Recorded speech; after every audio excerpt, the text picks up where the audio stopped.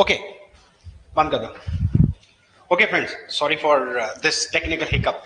Anyway, so last time we discussed about Partnership Act. In fact, you were there, but you are coming for the first time.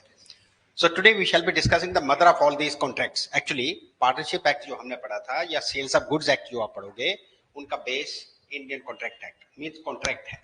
But इससे पहले हम contract को समझें, ठीक है. We are not going to discuss any sections today. We are going to discuss the essentials of Indian contract act या contract act for that matter या essentials of mercantile law. Actually ये पूरा law जो है ये mercantile law है. इसके हम एसेंशियल समझेंगे और ये समझेंगे कि इसका ओरिजिन क्यों हुआ, कैसे हुआ, इंडियन कॉन्ट्रैक्ट एक्ट कैसे लिखा गया, क्या रीजन थे, राइट, और कॉन्ट्रैक्ट कैसे बनता है और बेसिक assumptions क्या है एक्चुअली कॉन्ट्रैक्ट के लिए. Because once we are able to understand the essentials of a contract, जब हमें कॉन्ट्रैक्ट कैसे बनता है, क्या कंडीशन चाहिए, राइट, जब तक हमें वो समझ नहीं आएगा, it becomes very difficult for us to understand the other species of law like partnership act, sales of goods act. Mercantile law बहुत बड़ा है, but for the sake of understanding आपके सिलेबस में सिर्फ 3 पार्ट इसके हैं मर्केंटाइल लॉ के: Indian contract act जिसको कॉन्ट्रैक्ट एक्ट कहते हैं, partnership act and sales of goods act. Otherwise, in other judicial services, we do have negotiable instruments act, ठीक है, we do have arbitration act, ये सारे mercantile law. तो सबसे पहले हम ये समझेंगे what is mercantile law.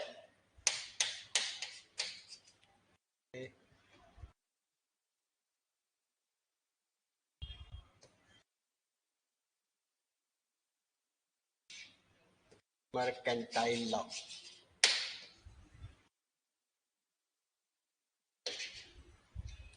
क्या बात है. ओके, तो आपने सिंपल देखो मर्केंटाइल लॉ, हम इससे पहले कि हम कॉन्ट्रैक्ट को समझे उससे पहले हमें थोड़ी बैकग्राउंड में जाना पड़ेगा मर्केंटाइल लॉ को समझने के लिए. नाम से पता लगता है कि मर्केंटाइल लॉ उस लॉ को कहते हैं, लॉ तो बताने की जरूरत नहीं है, उस लॉ को कहते हैं जो कि ट्रेड, कमर्स और इंडस्ट्री को रेगुलेट करने के लिए बना. ट्रेड, 3 चीजें, ट्रेड, कमर्स एंड इंडस्ट्री. उसके लिए अब ये जो मर्केंटाइल लॉ है, राइट, इसमें बहुत से लॉज होते हैं, वो हमें पहले पढ़ा है, that is called as contract act,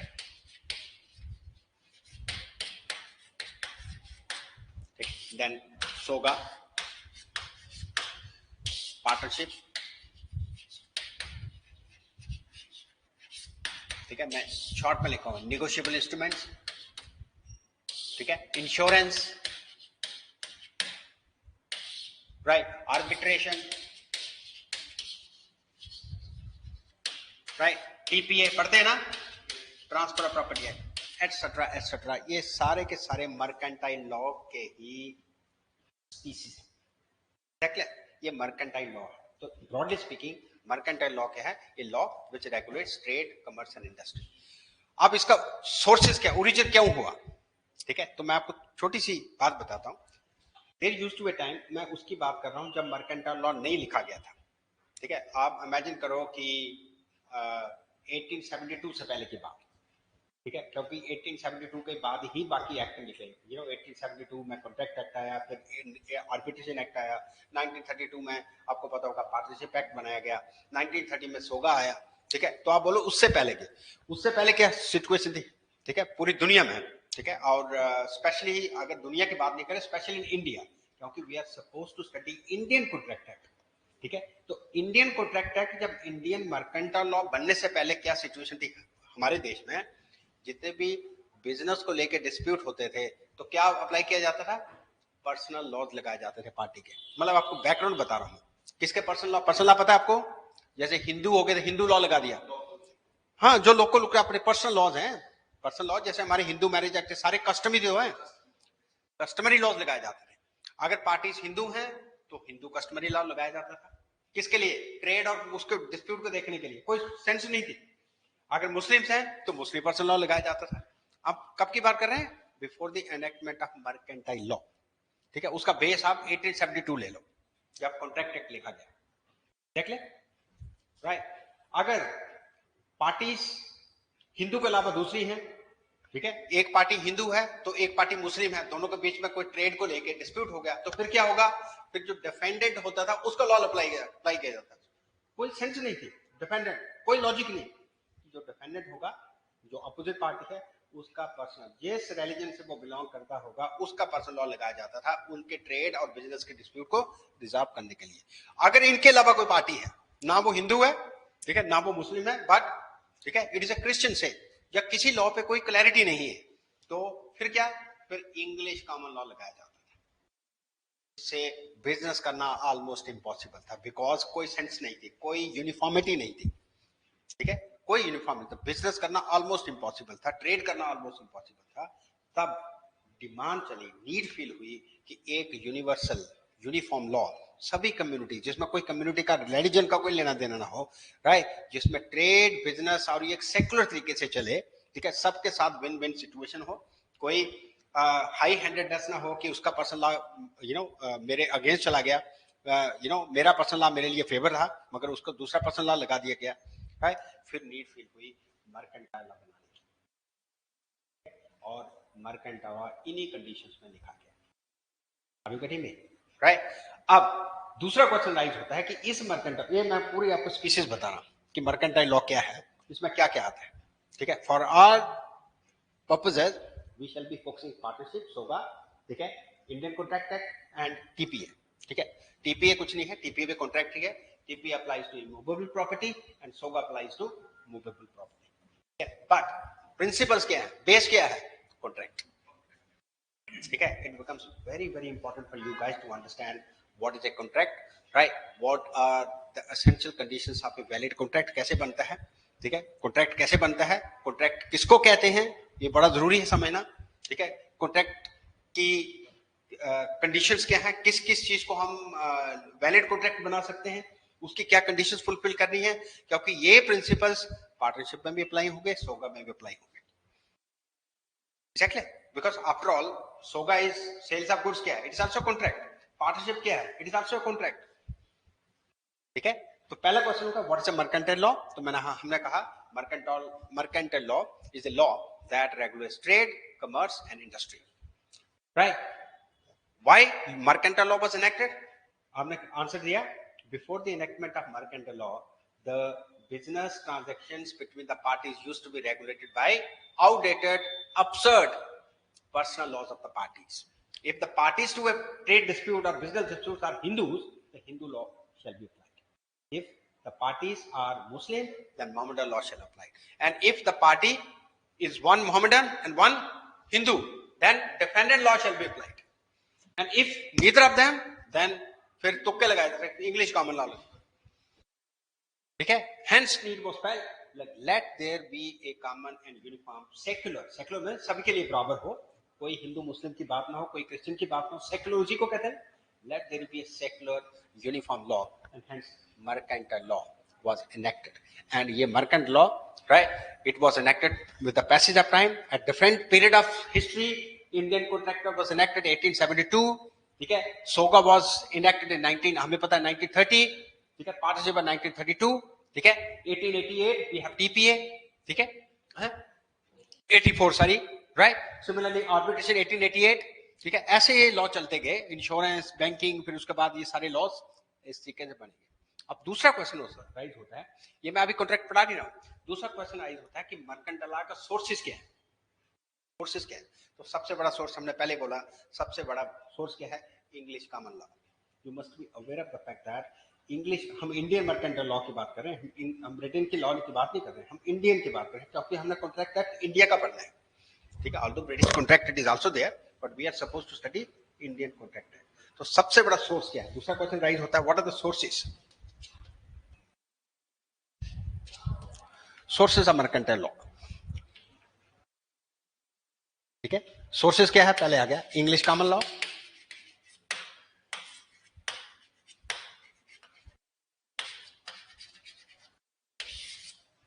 and you must be aware of the fact that English common law किसको कहते हैं, जो सब पे अप्लाई होता है, जो जुडिशरी के डिसीजन के द्वारा और वो सबके ऊपर जब अप्लाई किया जाता है जजमेंट के द्वारा, उस लॉ को कॉमन लॉ कहते हैं। तो सबसे बड़ा सोर्स जो है इंडियन मर्केंटाइल लॉ का, that is English common law. दूसरा स्टैट्यूट्स, जो कानून बनाए,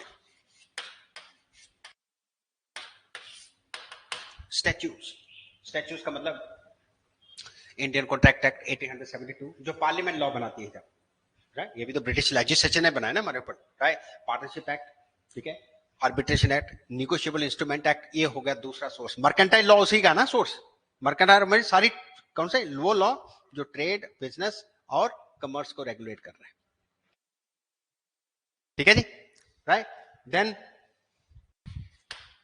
जुडिशियल जजमेंट्स, जिसको हम कहते हैं जुडिशियल प्रेसिडेंट्स,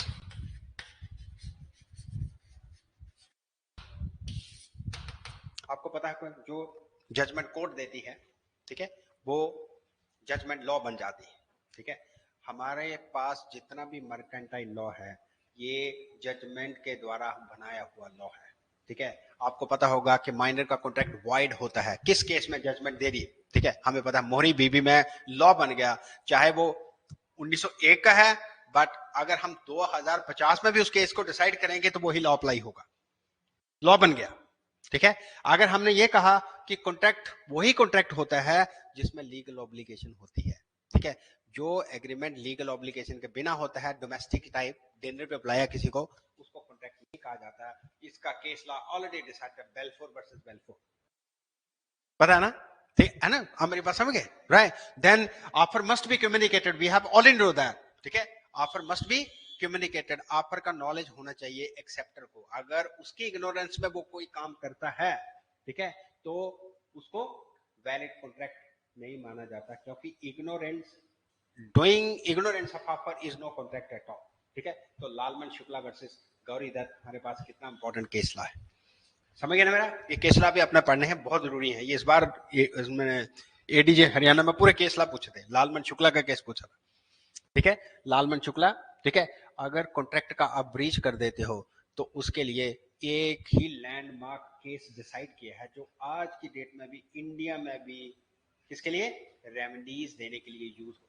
डैमेजेस, पार्टी ने कॉन्ट्रैक्ट किया था, ब्रीच कर दिया, तो कितना डैमेज हुआ इंजर्ड पार्टी को, उसको कैसे डिसाइड किया जाएगा, तो उसके लिए एक जुडिशियल, वही कह रहा हूं, जुडिशियल प्रेसिडेंट क्या लैंडमार्क जजमेंट है, काम पता है, हेडले वर्सेस बैक्सेंडेल, हेडले वर्सेस, मैं ये कह रही है कि अगर वो ऑर्डिनरी डैमेज है, ठीक है, राइट, और वो damage in the ordinary course of things है, तो उतना डैमेज दिया जाएगा जितना उसको एक्चुअल में हुआ है। अगर राइट वो डैमेज इतना है कि दूसरी पार्टी को पता था कि इसको अगर मैं कॉन्ट्रैक्ट को परफॉर्म नहीं करूंगा तो इसको इतना नुकसान हो सकता है, तो वो हो गए स्पेशल डैमेजेस।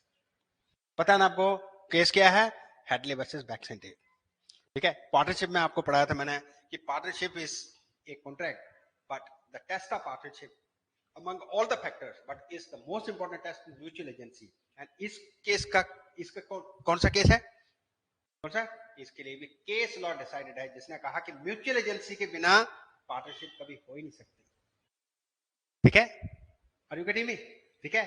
अगर जब फॉर्म की वाइंडिंग अप हो रही है तो उसके लिए मैंने आपको मरे वर्सेस बताया था, आपको गार्नर वर्सेस मरे, ठीक है ना, इनको कहते हैं कि सारा लॉ वहां से डेवलप हुआ, तो ये सबसे बड़ा सोर्स है मर्केंटाइल लॉ का, जुडिशियल प्रेसिडेंट, ठीक है। And last but not the least, ठीक है, कस्टम एंड यूसेजेस, जो ट्रेड के कस्टम चलते आए हैं, कॉन्ट्रैक्ट एक्ट या मर्केंटाइल लॉ ट्रेड और कस्टम को कभी अफेक्ट नहीं करता, ठीक है। वो कहता है, ठीक है, हमारी सेक्शन 1 कॉन्ट्रैक्ट एक्ट में स्पेशली लिखा है कि contract act does not affect trade and custom. अगर वो हुंडी वाला सिस्टम चलता आया तो आज की डेट में भी चलेगा, उससे भी ट्रेड होगी, उससे भी हुंडी चलती है, ठीक है, स्लिप चलती है, ठीक है, जो ट्रेड और कस्टम चलते हैं कॉन्ट्रैक्ट मर्केंटाइल उनको अफेक्ट नहीं करेगा। ट्रेड एंड कस्टम्स का जो चलता आया सिस्टम वो भी मर्केंटाइल लॉ का सोर्स है आज की डेट में, ठीक है, राइट। ये होगी बेसिक इंट्रोडक्शन मर्केंटाइल लॉ, क्योंकि मर्केंटाइल लॉ क्या है, मदर है इंडियन कॉन्ट्रैक्ट एक्ट की। मर्केंटाइल लॉ कहते हैं इसलिए ब्रॉडली क्योंकि मर्केंटाइल लॉ जो भी आप पढ़ोगे सारे मर्केंटाइल लॉ के ऊपर, ठीक है।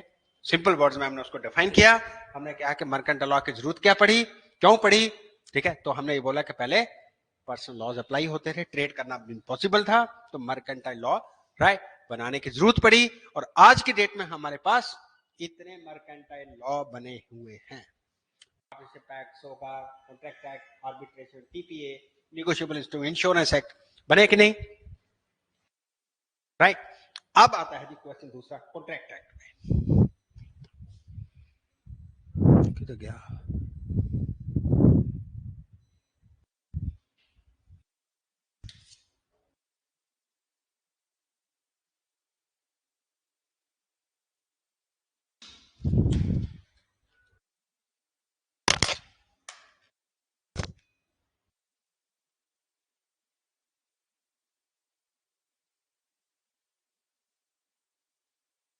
करो यार इसको, स्क्रीन को।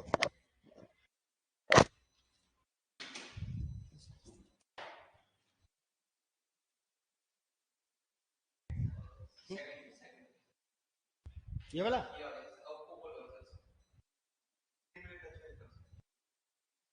ठीक है। Alright, okay okay okay, done done done, okay ठीक है। अब हम बात करते हैं जी कॉन्ट्रैक्ट एक्ट की।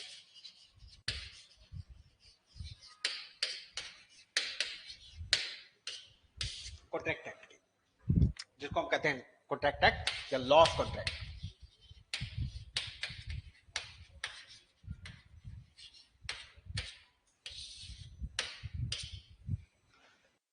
आपको पता होगा कि इस दुनिया, this world runs purely on promises. ये दुनिया किस पे चलती है? प्रोमिसेस पे, ठीक है। कुछ छोटे प्रोमिसेस होते हैं, कुछ बड़े प्रोमिसेस होते हैं। इमेजिन ए सिचुएशन, अगर जो प्रॉमिस राइट आप करते हो, अगर उस प्रॉमिस को आपने ऑनर नहीं किया, जो आपके साथ दूसरी पार्टी ने जो प्रॉमिस किया था राइट, उसने उसको ऑनर नहीं किया, ठीक है, तो क्या आपका ट्रेड करना, स्पेशली बिजनेस करना पॉसिबल है?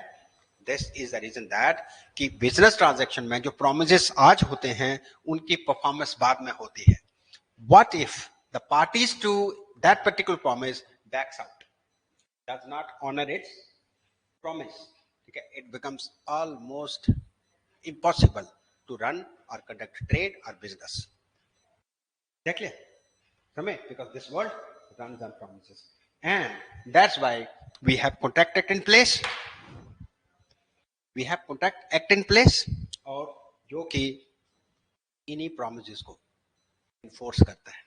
इस कॉन्ट्रैक्ट एक्ट की जरूरत इसलिए पड़ी कि जितने भी कॉन्ट्रैक्चुअल ट्रांजैक्शंस आप करते हैं, कॉन्ट्रैक्ट करते हो बिजनेस करने के लिए, उनको एनफोर्स किया जाए। नहीं तो लीगल रेमेडी बिना लॉ के आप कहां जाओगे, इन्फोर्स कहां करवाओगे, क्योंकि कोई कानून ही नहीं है।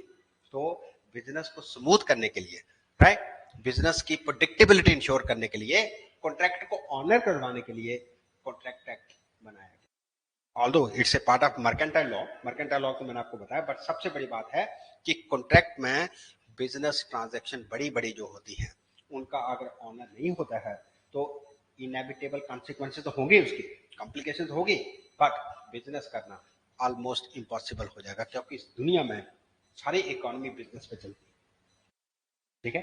एग्जैक्टली, इसलिए कॉन्ट्रैक्ट एक्ट जिसको कहते हैं कौन सा, लॉ ऑफ कॉन्ट्रैक्ट बनाया गया, बिकॉज इट इन्फोर्सेस दोज प्रोमिसेस जो आप आपस में करते हो टू कंडक्ट द बिजनेस, ठीक है। कुछ प्रोमिसेस के कॉन्सिक्वेंसेस इतने बुरे हो सकते हैं जिसमें करोड़ों की डील इन्वॉल्व होती हैं। कुछ तो आमल प्रॉमिस होते हैं, बट कुछ तो ऐसे प्रॉमिस होते हैं जिसमें करोड़ों का पैसा लगा होता है। अगर उनकी इन्फोर्सेबिलिटी नहीं हुई तो इस समाज में हमारे लिए राइट एक ब्रेड खरीदना भी पॉसिबल नहीं होगा, ठीक है, इतना मुश्किल हो जाएगा। तो दैट्स व्हाई कौन से law of contract was enacted, ठीक है। हम लॉ ऑफ कॉन्ट्रैक्ट को जनरली में हम बात कर रहे हैं, ठीक है। इसीलिए आपने सुना होगा sir William Anderson, he is called as father of contract, William Anderson. यार ये बड़ा उल्टा सिस्टम लगा है, sir William Anderson.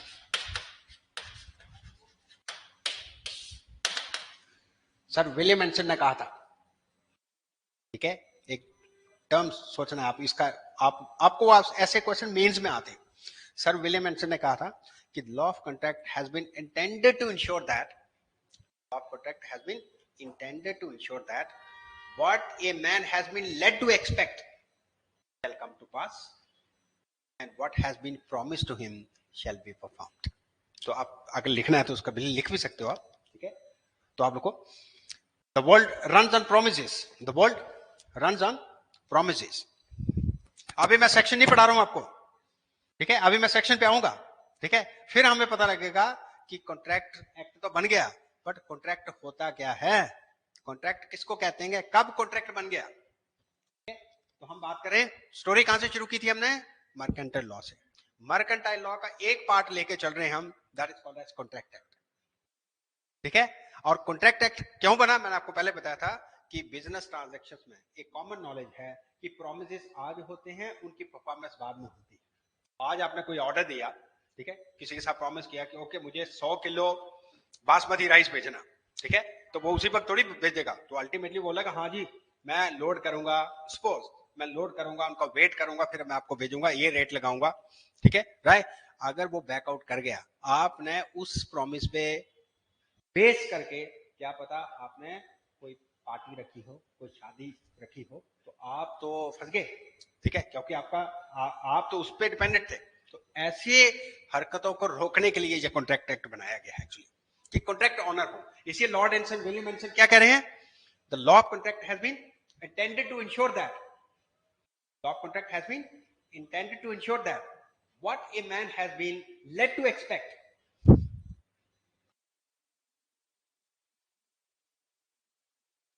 What a man has been, इसको इन्वर्टेड कामा में लिखे, ये इसको फादर ऑफ कॉन्ट्रैक्ट कहते हैं, किसको, लॉर्ड एंसन। आपने लॉर्ड एंसन की वो विलियम एंसन की वो सुनी है क्या, acceptance is like a match, lighted match stick to a train of gun powder. यार कितनी बार जुडिशरी में क्वेश्चन आता है उसका, सुना है ना आपने, क्या व्हाट सुने, इसका आपने वो नहीं सुना कि एक्सेप्टेंस, जब कॉन्ट्रैक्ट ऑफर आपने दी, उसकी जब एक्सेप्टेंस हो जाती है तो फिर वो क्या है, ट्रेन ऑफ गन पाउडर की तरह है। जैसे आपने जलती हुई तीली गन पाउडर को लगा दिया, अब उसका क्या होगा, एक्सप्लोजन होगा, अब वापस नहीं आ सकता। तो ऐसे ही जब आपने ऑफर को एक्सेप्ट कर लिया, ऑफर आपने दी थी, उसने एक्सेप्ट कर लिया, अब उससे कोई वापसी नहीं हो सकती। अब वो एक्सप्लोड हो गया किसमें, कॉन्ट्रैक्ट में। अब आप बाइंड हो गए, कहने का मतलब अब बाइंड हो गए। तो ये विलियम एंसन ने कहा था, कितनी बार क्वेश्चन है कि acceptance to a contract is like a train of, is like a match, lighted match stick to a train of gun powder, have irrevocable consequences, explode into a contract। अब contract बन गया, अब अगर आप backout करते हो तो बेटा फंस गया, अब कोर्ट में जाना पड़ेगा आपको, सूट फाइल करेगा कौन, पटिशनर, और आपको डैमेजेस के लिए सू करेगा। ठीक है, यही वो कह रहे हैं कि कॉन्ट्रैक्ट एक्ट क्यों बनाया, the purpose of law contract is to ensure that what a man has been led to expect, मेरी बात समझ रहे, shall come to pass। come to pass का मतलब ये होता है कि होना चाहिए, what a man has been led to expect shall come to pass, and what has been promised to him shall be performed, shall be performed। तो Lord एंसन की ये बात आपने याद रखनी है, इसीलिए कॉन्ट्रैक्ट लॉ बना, क्योंकि नहीं तो बिजनेस ट्रेड कमर्स करना इम्पॉसिबल है, राइट। जो आपने किसी को एक्सपेक्टेशन दी, राइट, समय वो होनी चाहिए पूरी। अगर ठीक है आपने उनको नहीं फुलफिल किया तो फिर आपके लिए लीगल कॉन्सिक्वेंसेस, यही एजम्पशन है इंडियन कॉन्ट्रैक्ट एक्ट की। इंडियन कॉन्ट्रैक्ट एक्ट क्लियरली ये कहता है कि पार्टीज फ्री हैं, आप घोड़ा बेचने का कॉन्ट्रैक्ट करो, घोड़ी बेचने का करो, ठीक है, कुत्ता बेचने का करो, बिल्डिंग बेचने का करो, कार बेचने का करो, को जितना मर्जी पैसा, राइट, कार के 5 लाख की जगह आप 2 लाख में बेचो, कोई फर्क नहीं पड़ता। लॉ कोई आपकी फ्रीडम में इंटरफेयर नहीं करेगा आपके कॉन्ट्रैक्ट करने में। ठीक है, लॉ सिर्फ ये कहेगा कि लॉ की असम्पशन क्या है, कॉन्ट्रैक्ट एक्ट की असम्पशन क्या है, ठीक है, कि जब आपने कॉन्ट्रैक्ट कर लिया तो असम्पशन क्या है उसकी, असम्पशन है कि आप अगर कॉन्ट्रैक्ट करते हो, ठीक है, जिसके साथ करते हो, तो फिर उसको निभाना ही पड़ेगा, तो फुलफिल करना पड़ेगा।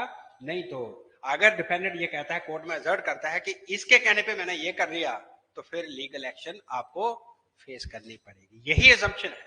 बाकी अटमोस्ट फ्रीडम है, ये आपने याद रखना, कॉन्ट्रैक्ट एक्ट अटमोस्ट फ्रीडम देता है पार्टीज को। अभी मैं सेक्शन पे नहीं आया हूं, अटमोस्ट फ्रीडम देता है, आप जितने मर्जी प्राइस लो, कोई प्रॉब्लम नहीं है। हाँ, अगर आप ये कहते हो कि प्राइस अनकॉन्शियसली बहुत ही कम है, तो फिर वो प्रूव करना पड़ेगा कि मेरे पे गन रख के ये चीज ली है, वो अलग बात है, ठीक है। बट आप जिस मर्जी का, हाँ, कॉन्ट्रैक्ट एक्ट की असम्पशन ये है कि आप जो मर्जी फ्रीडम, आपके एब्सोल्यूट राइट्स एंड ड्यूटीज हम नहीं ले डाउन कर रहे हैं लॉ में, आप फ्री हो, आप खुद ही लॉ बनाओगे, हम सिर्फ आपको ये कह रहे हैं कि प्रॉमिस कैसे बनते हैं, कौन से लॉफुल प्रॉमिसेस हैं, उसमें क्या क्या होना चाहिए।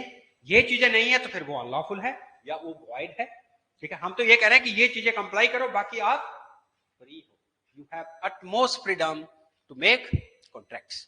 यही assumption है लॉ ऑफ कॉन्ट्रैक्ट्स। ठीक है, और दूसरी है कि आपने अगर दूसरी पार्टी को अपने कॉन्ट्रैक्ट के बेसिस पे उसको, ठीक है राइट, उसको कुछ एक्सपेक्टेशंस दी, तो उन एक्सपेक्टेशंस को आपको फुलफिल करना पड़ेगा, otherwise face the consequences in a court of law through suit.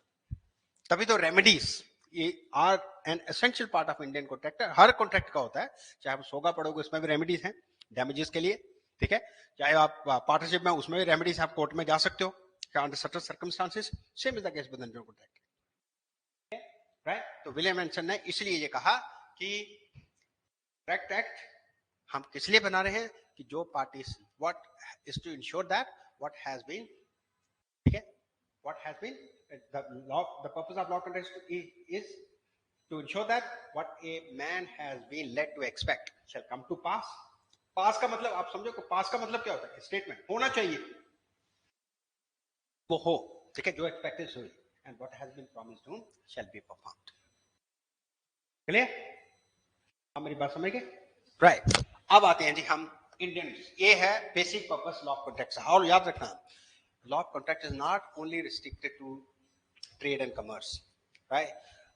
मैंने बताया था, हम उस दुनिया में रहते हैं जहां हर वक्त हम प्रॉमिसेस करते हैं, प्रॉमिसेस में कॉन्ट्रैक्ट करते हैं, is that clear, even without knowing what could be the legal consequences of what you are doing in the point in terms of point of law. Is that clear? अगर अपनी car आप repair के लिए देते हैं तब भी आप कॉन्ट्रैक्ट कर रहे हैं।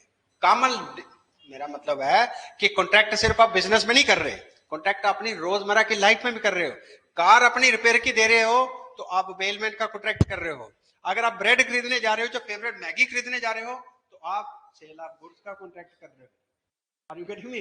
अगर आप इंश्योरेंस लेते हो तो इंश्योरेंस का कॉन्ट्रैक्ट कर रहे हो, ठीक है, मेडिकल इंश्योरेंस लेते हो, कार इंश्योरेंस लेते हो, तो आप इंश्योरेंस का कॉन्ट्रैक्ट कर रहे हो। Means every moment of your life you are, अगर आप ज्वेलरी को गिरवी रख के लोन लेते हो तो आप प्लेज कर रहे हो, तो एवरी मोमेंट आप कोई ना कोई कॉन्ट्रैक्ट कर रहे हो। But problem is that we are not aware about the legal consequences के in the points of law हम क्या कर रहे हैं। इसलिए लॉ ऑफ कॉन्ट्रैक्ट पढ़ने का फायदा यह है कि एटलीस्ट हमारे अपने राइट्स और अपनी ऑब्लिगेशंस के बारे में अवेयरनेस हो कि हम हर जगह कॉन्ट्रैक्ट कर रहे हैं। तो दैट्स व्हाई कहने का मतलब है कि लॉ ऑफ कॉन्ट्रैक्ट जो है, it is not only confined to business transactions, it is very much intrinsic to our everyday life. हम हर वक्त कोई ना कोई कॉन्ट्रैक्ट कर रहे हैं, because this world runs on promises. कुछ लार्जर प्रॉमिसेस हैं एट द जिसमें करोड़ों का डील है, उसका पर्पस फुलफिल करता है। कुछ छोटे मोटे प्रोमिसेस हैं, राइट, समझ गए। बट हम सिर्फ ब्रेड खरीदने जा रहे हैं काउंटर से, क्या आउटराइट सेल होगी, क्या बोलेगा उसको, सेल होगी आउटराइट, बट हमें पता ही नहीं, ठीक है, हमें ये नहीं पता है कि एज ए बायर हमारे क्या राइट्स हैं, क्या पता हमारे राइट्स इन्फ्रिंज कर रहा हो, हमें पता ही नहीं। But when you study SOGA then you will, जब कॉन्ट्रैक्ट है आपको पता लगेगा, oh my God I have a right, ठीक है, I have this much of right कि मेरी ब्रेड जो है सही होनी चाहिए, डिस्क्रिप्शन की मैंने मांगी थी उस डिस्क्रिप्शन की होनी चाहिए, इज दैट क्लियर, ठीक है, उसी डिस्क्रिप्शन की होनी चाहिए। अगर मैंने ये डिमांड की है तो वो फुलफिल होनी चाहिए, नहीं तो मैं ब्रेड मुंह पे फेंक के पैसा वापस लेता, मैं I have resented the contract. Are you getting me? नहीं तो ब्रेड मुंह पे फेंक के आऊंगा, you have violated the contract. मैंने तो आपको बताया था मुझे ये ब्रेड चाहिए, मैं ब्राउन ब्रेड मांगे रही तो व्हाइट दे रहा है मुझे, ठीक है, this is the purpose of contract actually. Are you getting me? ठीक है, चलो अब विलियम, अब हम आते हैं इंडियन कॉन्ट्रैक्ट एक्ट पे। इंडियन कॉन्ट्रैक्ट एक्ट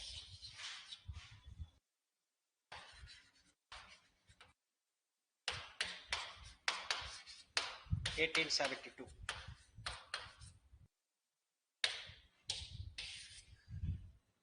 आपको आप कॉन्ट्रैक्ट एक्ट, मैंने पहले जनरल बात बताई, कॉन्ट्रैक्ट एक्ट क्यों बना, तो मैंने बोला कि जनरली बिजनेस कॉमन नॉलेज है कि बिजनेस ट्रांजैक्शन में प्रॉमिसेस आज होते हैं, ठीक है, और उनका परफॉर्मेंस बाद में होता है, ठीक है, राइट। इमेजिन ए सिचुएशन कि अगर पार्टीज बैकआउट कर जाए अपने प्रॉमिस से, तो बिजनेस करना क्या, हमारा जीना इम्पॉसिबल हो जाएगा। कौन एक दूसरे पे ट्रस्ट करेगा, ठीक है, हर आदमी अपनी, राइट, कौन सा अपना उल्लू सीधा करके साइड पे हो जाएगा, तो कहाँ उसको सू करोगे, राइट? ट्रेड, बिजनेस, इंडस्ट्री, हमें ब्रेड तक खाने को नहीं मिलेगी अगर ये कानून नहीं है। एग्जैक्टली। सेकेंडली हमने कहा कि सिर्फ बिजनेस ट्रांजैक्शन तक रिस्ट्रिक्टेड नहीं है कॉन्ट्रैक्ट, ठीक है? It is restricted to our everyday life, every moment of our life, minute हम कोई ना कोई कॉन्ट्रैक्ट, चाहे आप फिल्म सिनेमा देखने जा रहे हैं, you are entering into a contract. Ticket purchase कर ली, तुम्हें कॉन्ट्रैक्ट हो गया, right? So much so that railway station में वेइंग मशीन पे चढ़ गए आप, कॉन्ट्रैक्ट हो गया। हो गया कि नहीं हुआ? वेइंग मशीन पे चढ़ गए, किस टाइप का कॉन्ट्रैक्ट हुआ बताओ? आप रेलवे स्टेशन से कुल्ली के साथ निकल रहे हो, कॉन्ट्रैक्ट कर लिया आपने, इंप्लाइड कॉन्ट्रैक्ट हो गया, तभी तो कुल्ली के साथ साथ चल रहे हो, ठीक है? It is your duty to pay him, ठीक है? आप ये कह नहीं सकते मैंने तुम्हें कहा नहीं था, वो बोला कैसे नहीं कहा था? Law presume that you have impliedly made a contract, तभी तो आपने कुल्ली को अलाउ किया। शू शाइनर आपके जूते शाइन कर रहा है, आप बोला मैंने तो बोला नहीं तुमने कुछ, कहते हो तुमने शाइन तो करवा लिए, पैसे दो। Are you getting me? Are you getting me? So every moment, every second of our life, brother, हम कॉन्ट्रैक्ट करते हैं, बट हमें उसके लीगल कार्ड से। सो कॉन्ट्रैक्ट एक्ट का यही पर्पज है कि हमें राइट्स एंड ड्यूटी समझाने के लिए, और सेकेंडली ये इंश्योर करने के लिए कि राइट कि इस दुनिया में प्रोमिसेस पे ही सारे काम होते हैं, ये दुनिया चलती ही प्रोमिसेस पे है, बट कुछ सन्ड्री प्रोमिसेस है और कुछ लीगल प्रोमिसेस। हम आगे बात करेंगे कौन कौन से promises. Are you getting me? Right. अब इंडियन कॉन्ट्रैक्ट एक्ट, पहले मैंने आपको बताया Indian contract act mercantile law का एक पार्ट है, ठीक है? इससे पहले मैंने आपको बताया था क्या कंडीशन थी और क्या इंडियन कॉन्ट्रैक्ट एक्ट बना गया। This contract act came into force with effect from 1 सितंबर 1872। आपको पता होगा जो हम पढ़ने जा रहे हैं, ठीक है? 1 सितंबर 1872, राइट? और इस कॉन्ट्रैक्ट का सबसे बड़ा सोर्स है इंग्लिश कॉमन लॉ, ठीक है? सबसे बड़ा सोर्स क्या है?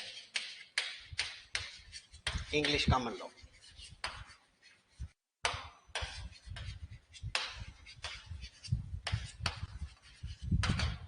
इंग्लिश कॉमन लॉ,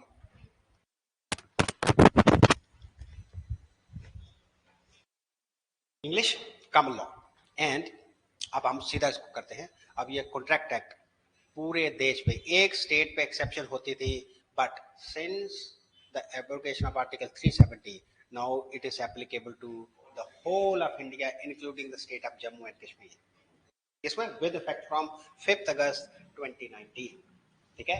तो इंडियन कॉन्ट्रैक्ट एक्ट के बारे में क्या फैक्ट है?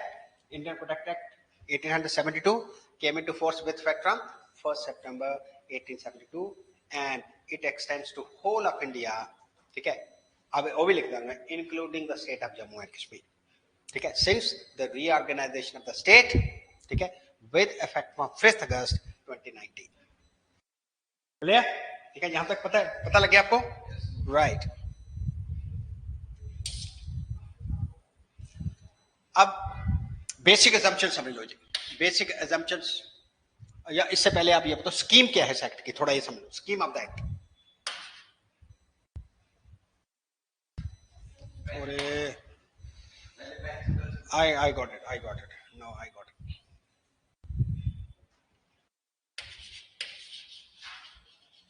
Scheme of the act,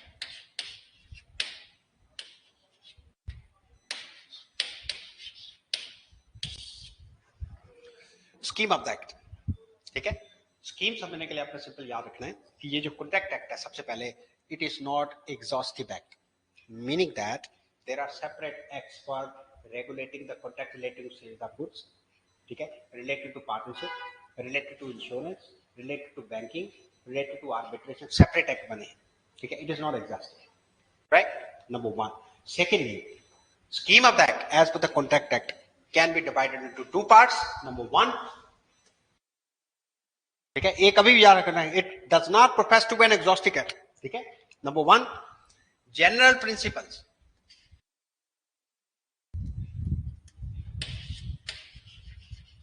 general principles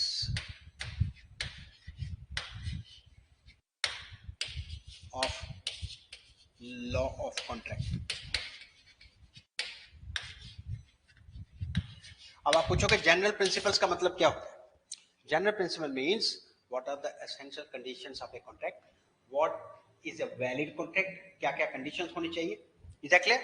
what contracts are unlawful या illegal, exactly, right? Who are competent to contract, कौन कौन competent हैं, ठीक है, and how does the performance of the contract, right, could take place, ठीक है, and how the contract breach is remedied, उसको मतलब उसकी remedies क्या होंगी, ये है general principles. कहां से डील करते हैं, sections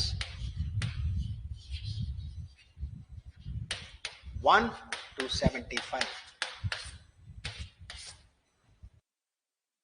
तो मैं स्कीम बता रहा हूं, scheme of the section 1 to 75.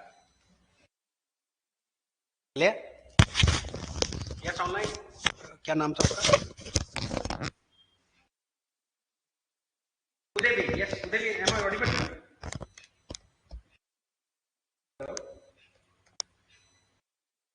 उदय भी, एम आई ऑडिबल?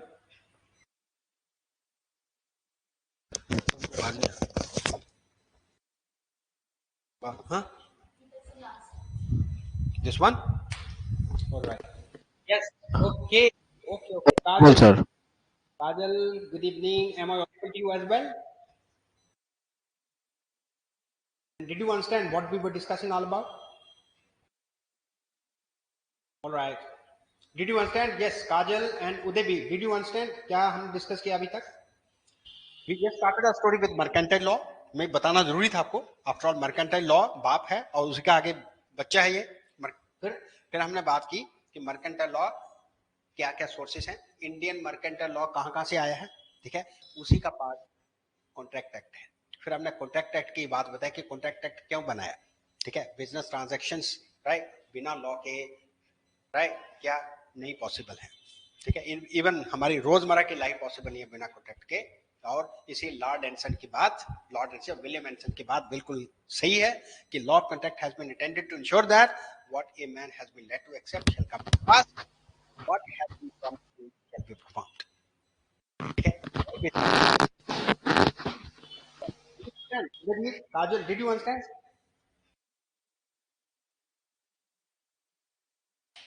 Okay. अब तो आएगा नहीं है, कहां से जाना था हमने, इधर.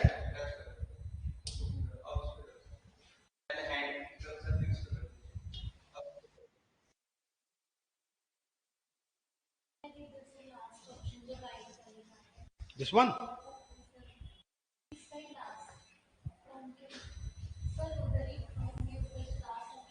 Just, huh? This one. अरे that's right. अब हम बात कर रहे थे ये स्कीम ऑफ द एक्ट क्या है. कॉन्ट्रैक्ट एक्ट भी हमने पढ़ लिया, अब हम इंडियन कॉन्ट्रैक्ट एक्ट क्या है. इंडियन कॉन्ट्रैक्ट एक्ट 1 सितंबर 1872 को फोर्स में आया. अब ये पूरा एक्ट पूरे देश पे अप्लाई होता है, including the state of Jammu and Kashmir, और इसका सबसे बड़ा सोर्स है English common law. Although court ने कहा कि जब तक जरूरत नहीं है तब हम इंग्लिश कॉमन लॉ को रेफर नहीं करेंगे, राइट, बट जो ऑलरेडी वो इंटरप्रेट कर चुके हैं वो प्रिंसिपल्स अभी तक भी वैसे ही अप्लाई होंगे जो कि हमारे पास लैंडमार्क केस लॉ है, ठीक है, बाकी इंग्लिश कॉमन लॉ के प्रिंसिपल अप्लाई करें. अब हम कहें कि इस एक्ट की स्कीम क्या है, स्कीम ऑफ, तो हमने कहा जनरल प्रिंसिपल लॉ कॉन्ट्रैक्ट, ठीक है, सेक्शन 1 to 75. इसमें हम ये पढ़ते हैं कॉन्ट्रैक्ट कैसे बनता है, कॉन्ट्रैक्ट बनाने के लिए पार्टीज की कॉम्पिटेंस क्या होनी चाहिए, राइट, कॉन्ट्रैक्ट, वैलिड कॉन्ट्रैक्ट की कंडीशंस, कौन कौन से कॉन्ट्रैक्ट अनलॉफुल हैं, इलीगल हैं, are you getting me, right, कौन कौन से कॉन्ट्रैक्ट वॉइड है, एक्सप्रेसली वॉइड है, ठीक है, कंसिडरेशन होनी चाहिए कॉन्ट्रैक्ट के लिए, वगैरह वगैरह, ये इनमें पढ़ते हैं. अगर कोई कॉन्ट्रैक्ट की ब्रीच करता है तो उसकी लीगल रेमेडी क्या है. This is what is laid down under section 1 to 75. इन पर जो 73 74 सेक्शंस हैं दे इंटायरली डील विद डैमेजेस, ठीक है, जब कॉन्ट्रैक्ट ब्रीच होता है उसके डैमेजेस की बात करते हैं. क्लियर, 1 to 75 पहला ये हो गया. Number 2, special kinds of contracts. दूसरी स्कीम क्या है,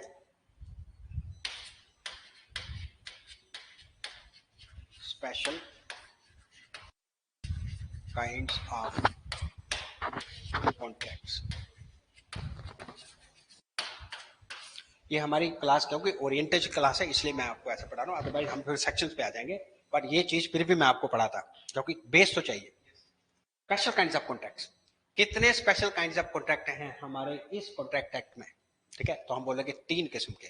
there used to be 5 earlier, तो आपने मैं बीच में आपको बताऊंगा जिनको रिपील कर दिया गया और सेपरेट एक्ट बना दिया गया, सोगा एंड पार्टनरशिप। पहले ये इंडियन कॉन्ट्रैक्ट एक्ट का ही पार्ट होते थे। क्लियर? सोगा 7th पार्ट में था, सेक्शन बताइए 76 टू 123 सोगा के लिए अप्लाई होती थी, वो बट रिपील कर दी कब? 1930। रीजन लॉ कमीशन की रिपोर्ट से हमें ये पता चलता है कि many changes have occurred in commercial transactions and there must be a separate law to deal exclusively with movable goods. Contract movable goods के उनके लिए एक लॉ चाहिए, जैसे टीपीए है, इसलिए सेपरेट कर दिया गया।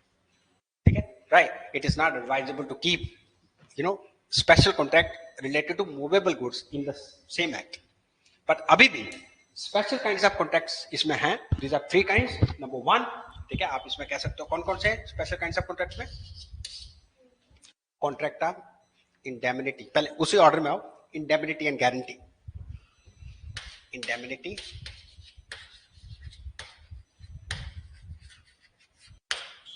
And guarantee.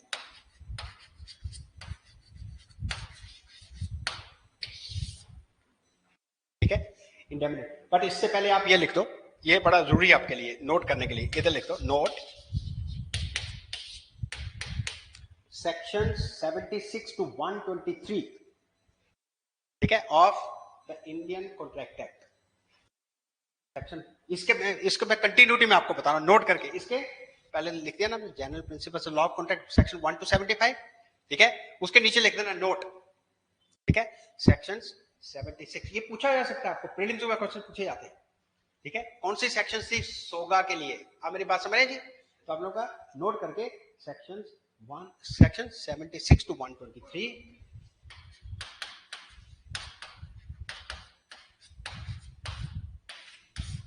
ठीक है, प्रायर टू 1930, 1930 से पहले, used to regulate the contracts of sale of goods. Used to regulate the contract of sale of goods.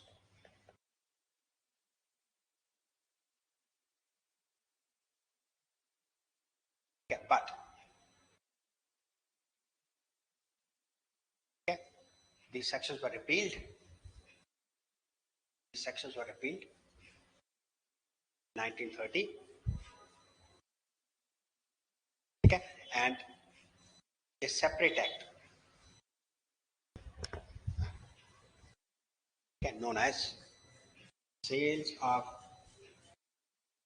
of Goods Act was enacted.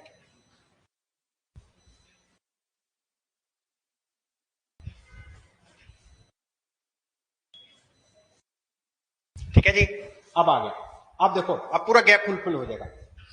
1 to 75 इधर क्लियर हो गया, 76 123 निकाल दी हमने, सोगा बन गया।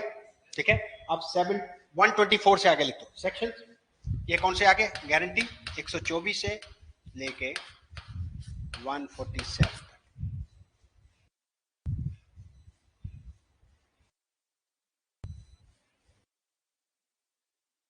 124 to 127 कौन से आ गया? Contract of indemnity and guarantee. ये स्पेशल कॉन्ट्रैक्ट है। ठीक है, आप पूछोगे स्पेशल कॉन्ट्रैक्ट क्यों है, इनको स्पेशल कॉन्ट्रैक्ट क्यों कहा जाता है?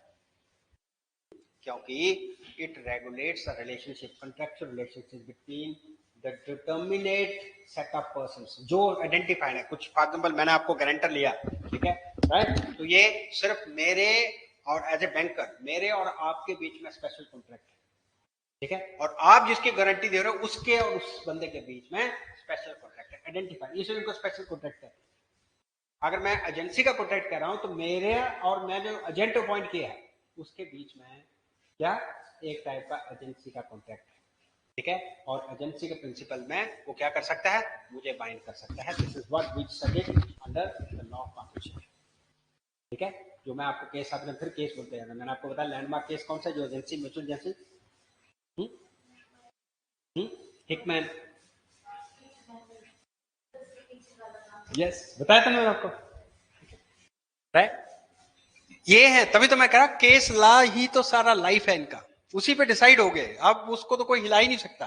तभी तो मैंने बताया case law is the most important source of mercantile law, चाहे वो पार्टनरशिप है चाहे वो सोगा है, राइट। चाहे आप इंडियन कॉन्ट्रैक्ट एक्ट की बात करें, right, Garner versus Murray, right, Hickman versus Lalman Shukla, Gauri Datt, अरे किसको नहीं पता, एवरीवन नोज दैट। चलिए, तो ये आ गया indemnity and guarantee section 124 to 147। ठीक है, दूसरा कॉन्ट्रैक्ट कौन है? बी, सॉरी सॉरी,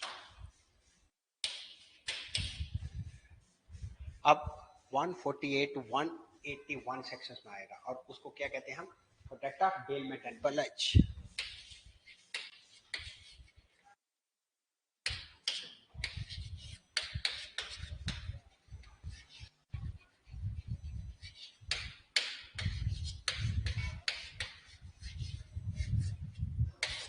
सेक्शंस 140 147 था ना वो वाला?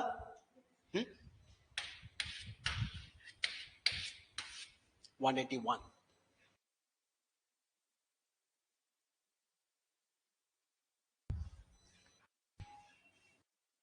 सी, स्पेशल कॉन्ट्रैक्ट बता रहा हूं, ठीक है, कॉन्ट्रैक्ट ऑफ, हाँ, वेरी गुड,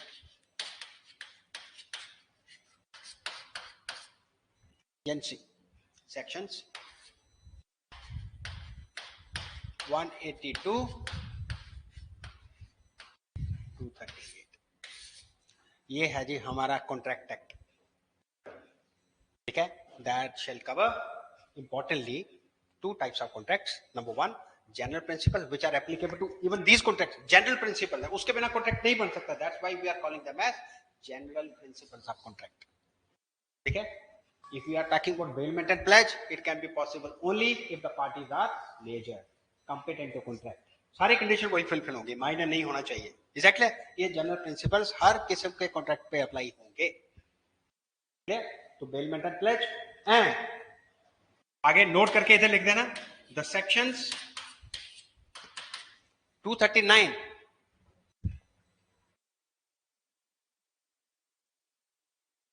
ठीक है, टू सेक्शन 266 वर रिपील्ड, उनको रिपील कर दिया गया। नोट करके लिखवा रहा हूं, तो पूरा कंप्लीट हो गया ना। Were repealed in 1932, right, and separate act called as partnership act was enacted.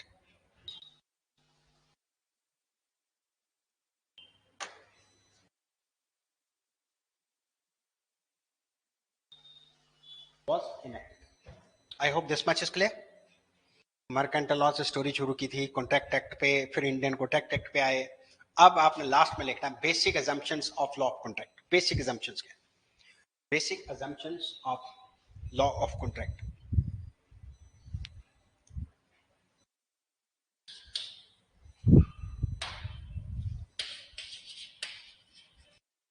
Basic assumptions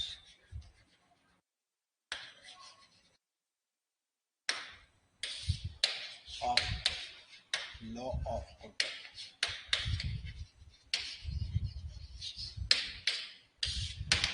देखो, ये चीजें मैं आपको इसलिए बता रहा हूं, this will constitute a base of your contract law and for that matter other species of law to write effective answers and mails.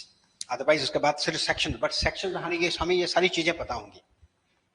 ठीक है, सारी चीजें, स्कीम ऑफ द एक्ट पे क्वेश्चन पूछा जा सकता है आपको, राइट, आपको ऐसा क्वेश्चन आ सकता है कि law of contract has been intended to ensure that. अभी हम बहुत सी बातें करेंगे आगे, बहुत से मेंस में क्वेश्चन आते हैं, राइट, ऑल एग्रीमेंट्स और contracts, sorry, all contracts are agreements but all agreements are not necessarily contract. ऐसी चीजें भी पूछी जाती मेंस में सीधी। इसका क्या मतलब होता है, ये हम आगे जब डेफिनेशन करेंगे तो हमें ये चीज भी समझ आएगी। क्या बोला मैंने? All agreements but all agreements are not contracts. What does that mean? ठीक है, ये चीजें हमें पता लगी, आगे पढ़ेंगे। ठीक है, तो कितनी चीजें हमने यहाँ, ठीक है। सेकेंडली ये भी कहा जाता है कि लॉ ऑफ कॉन्ट्रैक्ट, अगर मैं ऐसी चीज बोलूं आपको कि law of contract is neither the whole of agreements not the whole of obligations. It is, इसमें सलमान ने कहा लॉ ऑफ कॉन्ट्रैक्ट ना ही होल ऑफ एग्रीमेंट है ना ही होल ऑफ ऑब्लिगेशन है। ये उन्हीं एग्रीमेंट का लॉ है जो कि लीगल ऑब्लिगेशन क्रिएट करते हैं, और वो लीगल ऑब्लिगेशन जो कि कॉन्ट्रैक्ट से बनती है। अब इस चीज को एनालाइज करना बहुत जरूरी है जब हम आगे कंसेप्ट और डेवलप करेंगे। और पहले बेसिक assumption, तो पहले अपना the law of contract gives unfettered freedom to the parties, unfettered freedom to the parties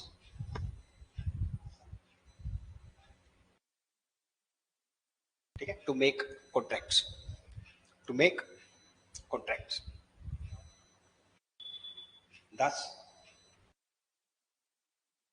it does not lay down the absolute rights and obligations of the parties to a contract.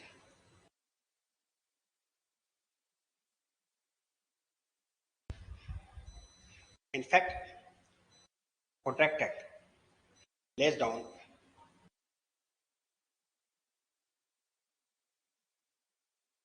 those limiting principles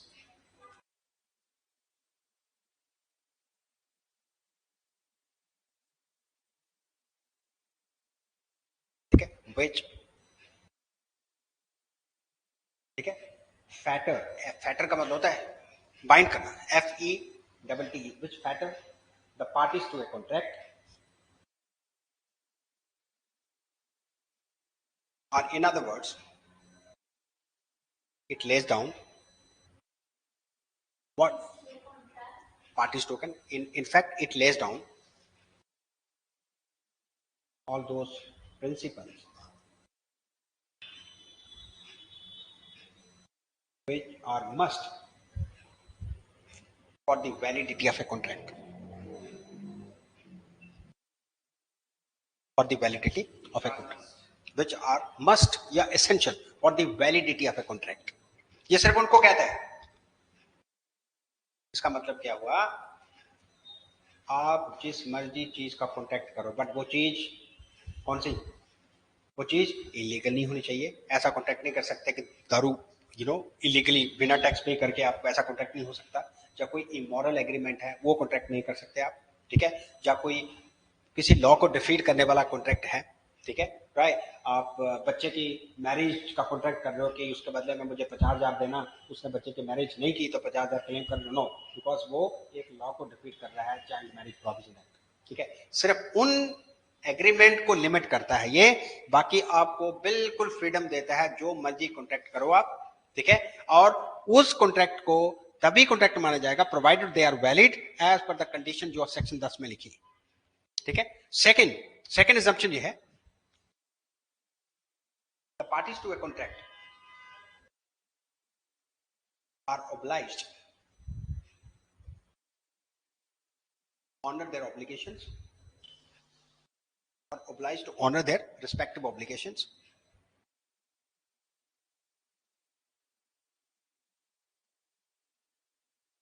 and in case they fail, either party fail, दो parties है ना, ठीक है, either party fail, then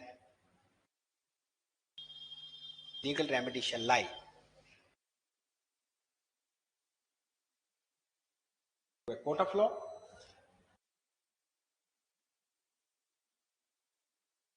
to a court of law by filing a suit, or by filing a suit. ये चीज बड़ी जरूर याद रखना है, अगर आपको ऐसा क्वेश्चन आता है मेंस में कि लॉ ऑफ कॉन्ट्रैक्ट, ठीक है, does not fetter the freedom, fetter का मतलब होता है रोकना, रोक लगाना, of the parties to a contract, ठीक है, does not fetter, तो कॉन्ट्रैक्ट एक एब्सोल्यूट फ्रीडम देता है पार्टीज को, जिस मर्जी किस्म का आप कॉन्ट्रैक्ट करो, प्रोवाइडेड, ठीक है, they must not be prohibited by the Indian Contract Act, जो सेक्शन 10 में लिखी, अनलॉफुल, इलीगल, बिना कंसिडरेशन के, जो कि एक्सप्रेसली जिनको कॉन्ट्रैक्ट एक्ट मना करता है, agreement in state of trade, agreement in state of marriage, है ना, उनके अलावा बाकी जो मर्जी कॉन्ट्रैक्ट करो, इज दैट क्लियर, समझे, उसमें कंसिडरेशन भी आपकी कुछ हो सकती है। कंसिडरेशन कॉन्ट्रैक्ट एक्ट ये कहता है कि unlike sales of goods act, यहाँ कंसिडरेशन कुछ करना हो सकता है, कुछ ना करना भी हो सकता है, पैसा देना जरूरी नहीं है। सेल ऑफ गुड्स एक्ट में कंसिडरेशन हमेशा प्राइस होनी चाहिए, यही सेम प्रिंसिपल है, बस वहां थोड़ा सा डिफरेंस है। ठीक है, तो ये आगे बेसिक assumptions, दो assumptions मैंने आपको बता दी। ठीक है, अब आते हैं जो सीधा मुद्दे पे, व्हाट इज ए कॉन्ट्रैक्ट, आप बताओ मुझे व्हाट इज ए कॉन्ट्रैक्ट। चलते चलते इसकी बात कर लें। इतनी बातें तो हमने कर ली, इंडियन मर्केंटाइल लॉ भी कर दिया हमने, इंडियन कॉन्ट्रैक्ट एक्ट भी पढ़ लिया, बेसिक assumption भी पढ़ ली, उसकी स्कीम भी पढ़ ली, देख लिया। ठीक है, राइट, और ये भी आंसर कर दिया कि कॉन्ट्रैक्ट एक्ट क्यों बनाया। ठीक है, तो विलियम हेंसन की बात जरूर याद रखना, has been attended to ensure that what a man has been led to expect shall come to pass and what has been promised to him shall be performed। यही यही मूल मंत्र है कॉन्ट्रैक्ट का। अब बताइए मुझे कि ये कॉन्ट्रैक्ट किस बला का नाम है, क्या चीज है ये, व्हाट इज अ कॉन्ट्रैक्ट।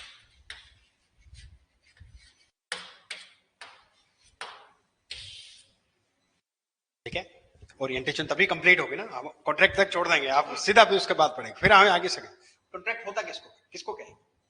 तो इसको समझने के लिए हमें सेक्शन 2H में जाना पड़ेगा। सेक्शन जो 2 है, ABCD ऑन वर्ड्स, ये सारी डेफिनेशंस की आपको बताना, पहली दो सेक्शंस, पहली तो इंट्रोड्यूस करती है, दूसरी सेक्शन हमेशा डेफिनेशन होती है, समझे। सिर्फ आपके आईपीसी में मजा हो गया कि वो सेक्शन जितनी भी थी, कौन सी सेक्शन कहां तक थी वो, आई थिंक 50 तक थी। हाँ, अब सारी खत्म कर दी, एक ही बना दी उसकी सेक्शन, वो सेक्शन 1 बन गई है। ठीक है, तो इसमें सेक्शन 2H को अगर हम पढ़ते हैं तो हमें ये पता चलता है, ठीक है, कि contract is an agreement enforceable by law. ठीक है, तो according to section 2H a contract is an agreement enforceable by law.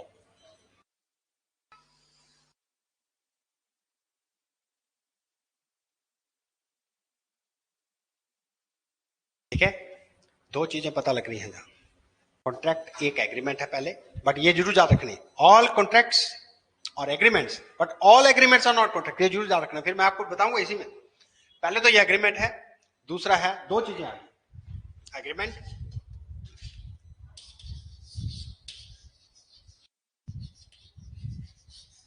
Plus contract क्या है, is equal to legal enforceability.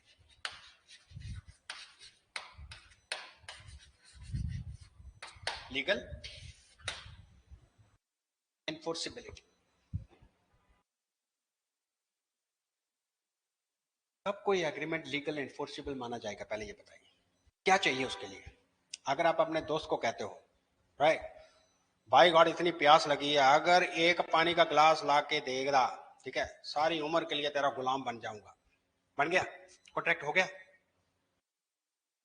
बड़ी प्यास लगी है, एक गिलास पानी, गिलास नहीं कोक लेके आ जाए, ठीक है, सारी उम्र तेरी गुलामी करूंगा, वो लेके आ गया, बन गया गुलाम। तूने कहा था भाई, ठीक है, तुमने ऑफर दी, मैंने एक्सेप्ट किया, तो कॉन्ट्रैक्ट हो गया। Does it amount to a contract? Why, यही चीज, एब्सोल्युटली यही बात है, यही बात कर रहा हूं, क्योंकि सबसे बड़ी चीज किसी भी एग्रीमेंट को लीगल एनफोर्सेबल बनाने के लिए, उसमें सबसे बड़ी चीज होती है intention to create a legal relationship, कि क्या वो उसी टेंशन से बोल रहा है कि लीगल रिलेशनशिप क्रिएट हो जाएगा, सीरियसली बोल रहा है। ठीक है, राइट, अगर मैं कहता हूं will you sell me your car for 10,000 rupees या for 1 lakh rupees for that matter, right, मैं उसको पूछ रहा हूं, यू से यस, इसका मतलब you have said it with an intention to create, आप बेचना चाहते हो इतने पैसे में, तो intention to create legal relationship. This simply means that contract is an agreement in the first place, plus legal enforceability means legal obligation। enforceability का आप सिंपली कह रहे हो, क्या बोला है, legal obligation।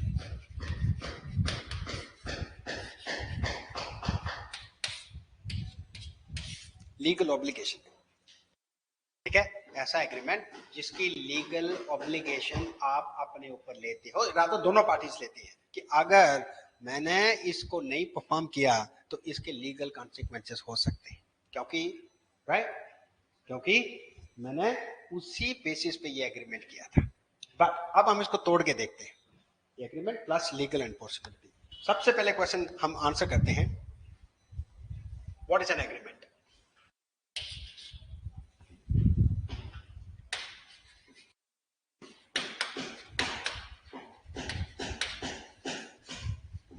क्वेश्चन ये अराइज होता है, व्हाट इज एन एग्रीमेंट, और एग्रीमेंट बनाने के लिए क्या क्या चीजें। लीगल ऑब्लिगेशन पे बाद में आते हैं। लीगल एनफोर्सेबिलिटी का मतलब क्या होता है, लीगल ऑब्लिगेशन, क्या लीगल ऑब्लिगेशन, ठीक है। अब ये भी क्वेश्चन राइज होता है, क्या सभी लीगल ऑब्लिगेशन कॉन्ट्रैक्ट बनती है, क्या सभी लीगल ऑब्लिगेशन कॉन्ट्रैक्ट है, ठीक है। You have legal obligation to observe the traffic rules, legal obligation है, but that does not mean, ठीक है, देयर इज ए कॉन्ट्रैक्ट, ठीक है। यही तो मैंने आपको बात आ रहा था कि law of contract is neither the whole of agreements not whole of obligations, यही बोला था मैंने, ठीक है। It is a law of only those agreement which entail legal obligations and those legal obligations which come through an agreement.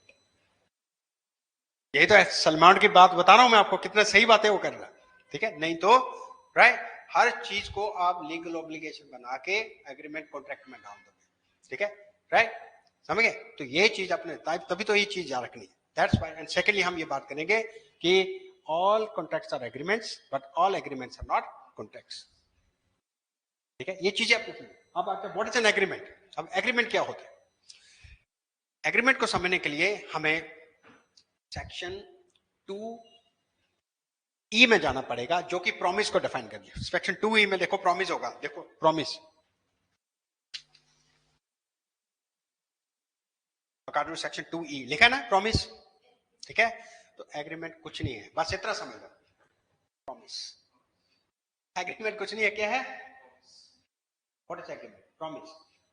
अब promise कब बनेगा, जब मैं कोई आपको ऑफर दूंगा, आप उसको एक्सेप्ट करोगे, तभी तो प्रॉमिस बनेगा। अब तोड़ के देखो ना सारी चीजों को, नहीं समझ रहे अभी। अब एग्रीमेंट क्या है, तो हम लोग एग्रीमेंट को समझने के लिए we need to go to section 2E which states that every promise or every set of promises, तो आपने सेक्शन 2E लिखे, every promise or every set of promises forming consideration, every promise or every set of promises forming consideration for each other,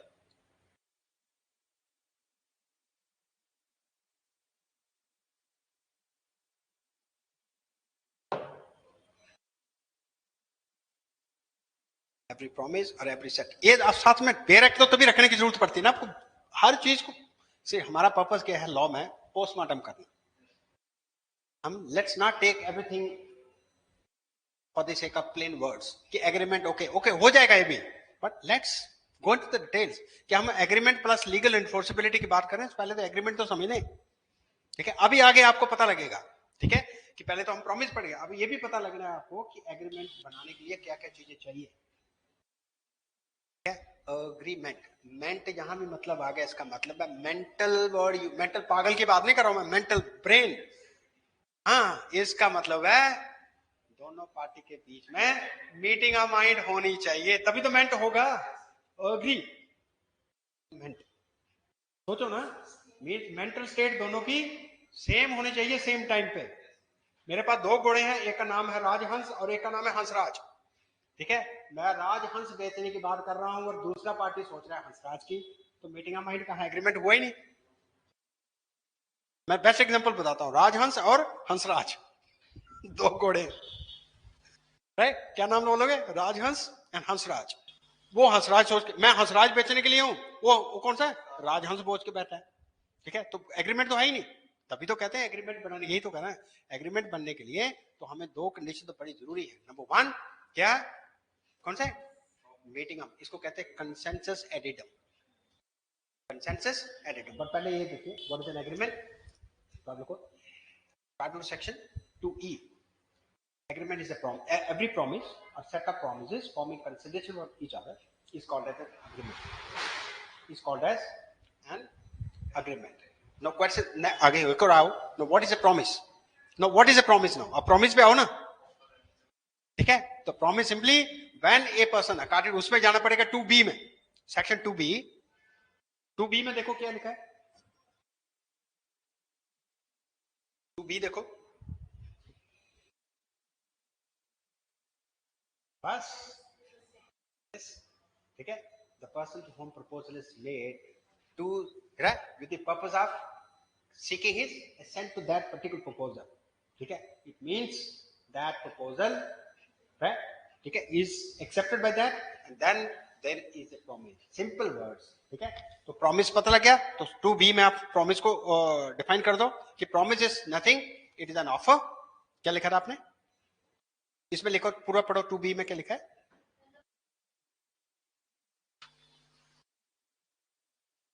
that to be accepted. ठीक है, it means in other words promise is an accepted proposal. What is promise?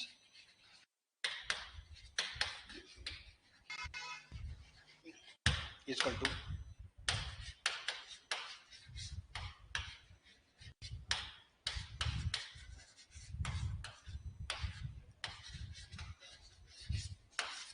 accepted proposal.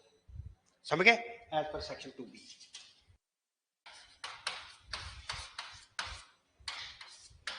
ठीक है, 2a में proposal को define किया है। ठीक है, ठीक है, 2a is the proposal, offer जिसको हम कहते हैं। ठीक है, प्रॉमिस। इसको अगर हम जीरो डाउन करते हैं तो हमें ये पता चलता है कि agreement is simply offer plus acceptance. यही मतलब हुआ ना? इसका मतलब agreement is plus acceptance.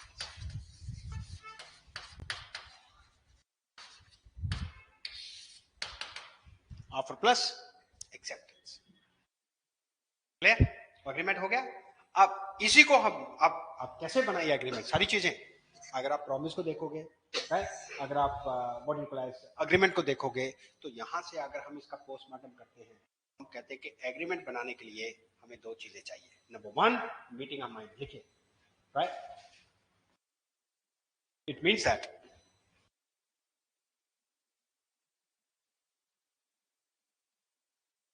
constitute a valid agreement. Valid agreement. Conditions must be fulfilled.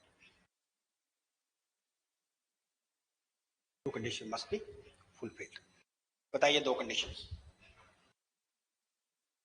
मैंने आपको पहले बता दिया, अग्री हाँ एंड मेंट मीन्स, ठीक है, बट क्या आपने, मैं दो चीजें बताई एग्रीमेंट के लिए। अब एग्रीमेंट के लिए दो चीजें बने, कौन कौन सी होगी? एक ही बता दो, मीटिंग ऑफ माइंड। दूसरी बताओ,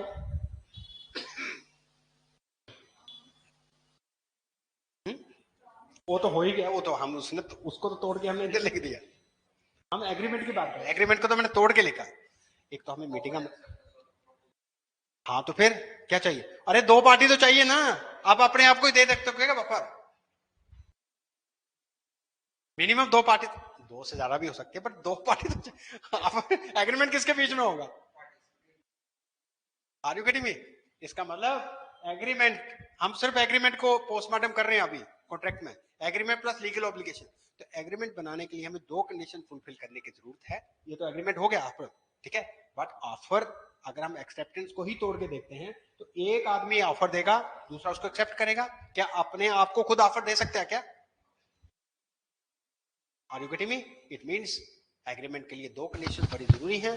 number one, meeting of mind, जिसको हम बोलेंगे कंसेंसस,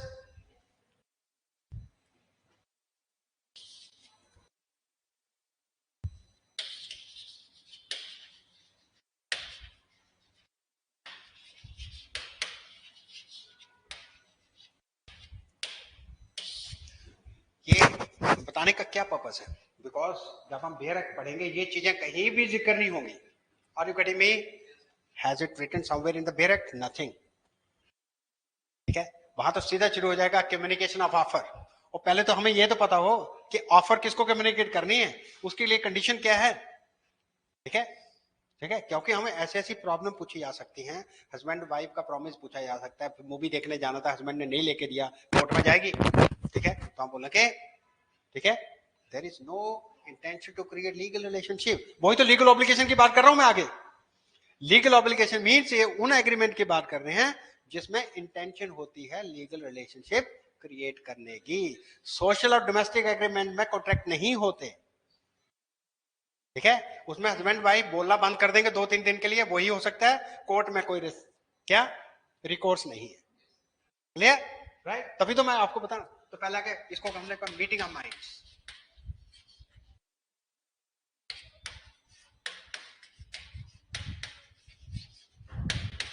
ठीक है, दूसरी आगे, ठीक है, मैं उसको एक वर्ड में लिखूंगा।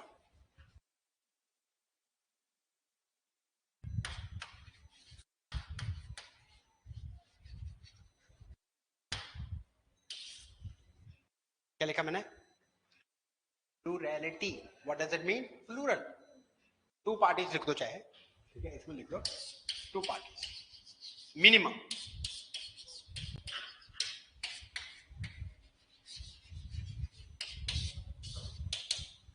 मिनिमम टू पार्टीज, तभी हम कहते हैं plurality of persons, because a single person can not offer and accept.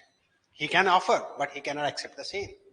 ठीक है, so this is how an agreement is created. And second is very important, legal obligation, जिसको हम पढ़ा, कौन सा बोला? Those contract is an agreement enforceable by law, means legal obligation. ठीक है, तो second is that this agreement must be made with an intention to create legal relationship. Only then such agreement are legally enforceable. Those agreements which are not intended to entail legal consequences, ठीक है, उनको contract नहीं कहा जाता, agreement कह लोगे आप. That's why agreement is a broader term than the contract. This is the reason that, क्या बोला था मैंने, क्या रहा? Yes, all contracts are agreements, but all agreements are not contracts. I hope this much is clear. पता लग गया आपको? अब ये चीजें आप समझ गए हैं, अब अपने आप राइट, आपको पता है। फिर थोड़ी बहुत इसकी एक थोड़ी बहुत और डिस्कशन है, ये लीगल ऑब्लिगेशन का पता लग गया आपको। ये डिस्कशन है कि कॉन्ट्रैक्ट को हम कितनी कैटेगरी में क्लासिफाई कर सकते हैं। तो बोलेगा on the basis of their validity, ठीक है, राइट, समझे, या on the basis of their formation. हम दो कैटेगरी में इनको क्लासिफाई कर सकते हैं। अगर हम इनकी वैलिडिटी के हिसाब से इनको क्लासिफाई करें तो हम कॉन्ट्रैक्ट को कह सकते हैं वैलिड कॉन्ट्रैक्ट, दूसरों को क्या बोलेंगे, वॉइडेबल, इलीगल, इनवैलिड, इलीगल, ठीक है, एंड वॉइड, ठीक है, on the basis of their validity. On the basis of their formation हम कॉन्ट्रैक्ट को क्लासिफाई करेंगे कौन से, express contract, implied contract, and thirdly quasi contracts. ये last discussion, on the basis contracts can be classified. Contract तो पता लग गया आपको, ये भी आंसर हो गया, all contracts are not, all agreements are not contracts, but all contracts are agreements. पता लग गया आपको? दूसरा वो भी आंसर हो गया, सलमान की डेफिनेशन कि law of contracts is neither the whole of agreements nor whole of obligations. It is the law of only those agreements which create legal obligations. Mains के आंसर लड्डू की तरह लिखोगे, लिखोगे कि नहीं आप? कंसेप्ट समझ गए? ऐसे मेंस में ऐसे क्वेश्चन पूछे, कंसेप्ट नहीं पता है हमें, हम सीधा सेक्शन पे जंप करते हैं। That become problematic for us at times because we don't have our base. हमें अब वॉइडेबल कॉन्ट्रैक्ट आपको दोबारा समझना पड़ेगा, डेफिनेशन में तो होगा, बट हमें पता है कि on the basis of formation of the contract और on the basis of the validity contract को हम थ्री कैटेगरी में क्लासिफाई है। एक कॉन्ट्रैक्ट वॉइडेबल वो होता है जो उस पार्टी, एक पर्टिकुलर पार्टी के ऑप्शन पे अवॉइड हो सकता है, रिसाइन हो सकता है, रिसाइन कर सकते हो या रिपुडिएट हो सकता है, ठीक है, स्पेशली वो पार्टी जिसके ऊपर कोई आपने दबाव यूज किया है उसके कंसेंट लेने के लिए, उसके ऊपर अनड्यू इन्फ्लुएंस किया है, ठीक है, राइट, उसके ऊपर कोर्शन यूज किया जिसको हम कहते हैं, राइट, मिस्टेक के द्वारा, ठीक है, प्रोवाइड फ्रॉड किया है, ठीक है, राइट, एंड अवॉइडेबल हो गया, वो पार्टी अवॉइड कर सकती है उसको, ये प्रूव करके, ठीक है। वॉइड वो एग्रीमेंट है जो कि राइट फ्रॉम द बिगिनिंग से वॉइड है, जैसे माइनर के साथ, इज इलीगल, ठीक है। वॉइड एग्रीमेंट और वॉइड कॉन्ट्रैक्ट के बीच में भी कभी कभी डिफरेंस पूछा जाता है, ठीक है, void agreement and void contract. Void contract पहले वैलिड थे, आपने चाइना से कुछ चीजें इंपोर्ट करने का एग्रीमेंट किया, सॉरी कॉन्ट्रैक्ट किया था, पहले वैलिड था, इंडिया और चाइना की लड़ाई होगी, अब इलीगल हो गया वो इंपोर्ट करना, अब वो क्या बन गया, वॉइड कॉन्ट्रैक्ट बन गया, ठीक है। वॉइड एग्रीमेंट शुरू से ही वॉइड है, जैसे ही उसको बना, राइट फ्रॉम इंसेप्शन, तभी उसको कहते हैं वॉइड एब इनिशियो, ठीक है। और दूसरा आ गया on the basis of formation, express and implied. मैं सबसे बेस्ट एग्जांपल देता हूं, रेलवे स्टेशन पे वेइंग मशीन लगाई है, इज दैट क्लियर, उन्होंने आपको ऑफर किया है, आपने उस ऑफर को एक्सेप्ट किया, कॉइन डाला, अपना वेट लिया, ठीक है, इज दैट क्लियर, और जैसे ही आपने उसको एक्सेप्ट किया, वो कौन सी है, इम्प्लाइड ऑफर दे रहे हैं, या इन अदर वर्ड्स आप सीटीयू की बसों में बैठते हो, इम्प्लाइड ऑफर है, ठीक है, आपको पता है कि इधर से उस डेस्टिनेशन का कितना किराया देना, इम्प्लाइड ऑफर है। आप किसी कॉफी कैफे शॉप में जाते हैं, कॉफी का ऑर्डर करते हैं, इतना आपने पे करना है, लिस्ट लगी हुई है, implied offer. Are you getting me? ठीक है, so this is how the contracts are classified and this is the brief introduction about contract law. ठीक है, इसके बाद हम सीधा से, ये सिर्फ क्या थी, ओरिएंटेशन थी, इसके बाद सीधा हम सेक्शंस पे आ जाएंगे, बट ये बेसिक हमने समझ लिया। क्लियर जी? Done, thank you.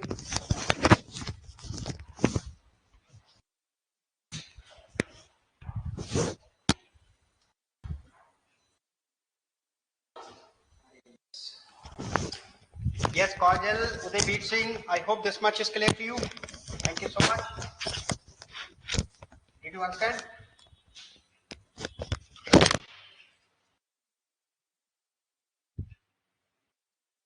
Thank you so much. Thank you. Catch you soon.